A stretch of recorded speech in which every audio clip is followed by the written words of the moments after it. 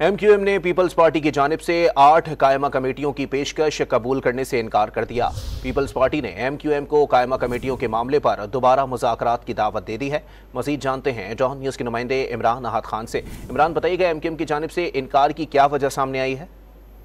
देखिए, बिल्कुल MQM पाकिस्तान का ये कहना है कि जितने उनके अरकान सिंध असेंबली उसकी तादाद के हिसाब से ये कायमा कमेटी पाकिस्तान पीपल्स पार्टी की जानिब से नहीं दी जा रही थी। हवाले से MQM पाकिस्तान पीपल्स पार्टी की जानिब से जो 8 कायमा कमेटी की पेशकश की गई थी उसको MQM ने कबूल करने से इनकार कर दिया। उनका कहना है कि 8 कायमा कमेटी MQM नहीं कबूल करेगी, जबकि पाकिस्तान पीपल्स पार्टी ने MQM को सिंध असेंबली में 8 कायमा कमेटी की पेशकश कर दी थी और यही कहा था कि 8 कायमा कमेटी है ये MQM के मुख्तलिफ जो डिपार्टमेंट्स हैं उसके हवाले से जिम्मेदारियां दी जाएंगी। मगर MQM का वाजिह मौक़िफ़ है कि पब्लिक अकाउंट्स कमेटी जो है वो अपोजिशन लीडर का हक है और अपोजिशन लीडर अली खुर्शीदी को दी जाए, जबकि उनका कहना है तालीम, बल्दियात, दाखिला समेत दीगर जो कमेटियां उस पर MQM का हक है। पाकिस्तान पीपल्स पार्टी ने MQM की कायमा कमेटी के मामले में दोबारा MQM को मुज़ाकरात के लिए दावत दी है। MQM के अपोजिशन लीडर है अली खुर्शीदी, उनके सरबराही में एक वफ्द है